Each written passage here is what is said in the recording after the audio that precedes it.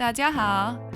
We are so excited to share about our time in Jiuzhai Valley, a national park located in Sichuan, China. The water here is clear and blue and absolutely mesmerizing. 我之前从来没有来过九寨沟，但我早就听说九寨归来不看水。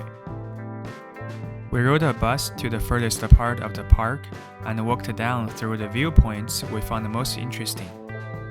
People who don't want to walk have the option of riding a bus and getting off at each stop to see the views.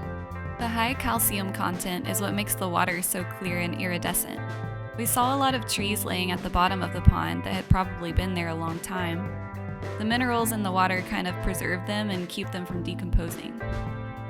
Here I am, enjoying a little snack of sausage and corn while watching the water.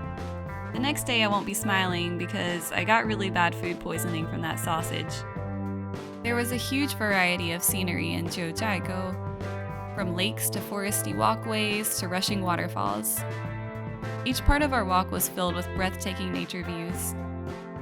Like most other tourist destinations in China, Jiuzhai Valley was pretty crowded.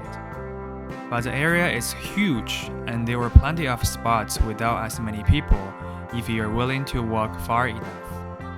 We didn't know beforehand how long this particular walk would be. It was hot outside and we had already done a lot of walking, and we had to walk 2 or 3 miles before we reached the next bus. Xiao was complaining a lot. No. I wasn't complaining a lot. I was just complaining a little bit because I was too hot. This was a place with natural beauty so exquisite it's hard to describe, and the videos don't do it justice. There were many spots along the way where I teared up a bit, just taking in the vastness of it all. It made me want to dance and cry and be very still, all at the same time.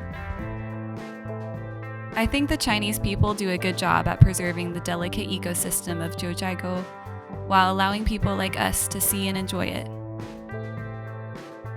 We got to stay in a hotel that had an actual garden with trees and a stream full of koi inside. The restaurants were delicious and had entertainment for the guests at night.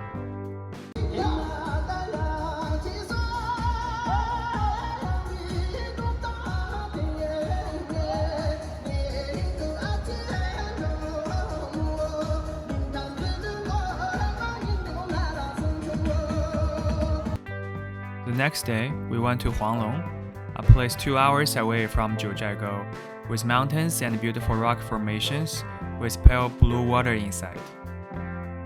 After we got off the cable car, we hiked for about an hour and a half to see the layered pools. At the top, we walked through a Buddhist temple with incense burning. The hike there wasn't that long, but it was harder than I expected because of my aforementioned food poisoning. But I made it. The unique shape and pale translucent color of each pool looked too perfect to be real. On the hike back down the mountain, we quickly learned that we did not dress appropriately for this excursion. It was a bit cold in the beginning, but once it started raining, we had to run to keep from shivering. We heard a lot of people making comments about how crazy it was that we were hiking in t-shirts without rain jackets or umbrellas. That turned out to be an adventure of its own. Thanks for watching! Stay tuned for our next video on Xiao's hometown, Taiyuan.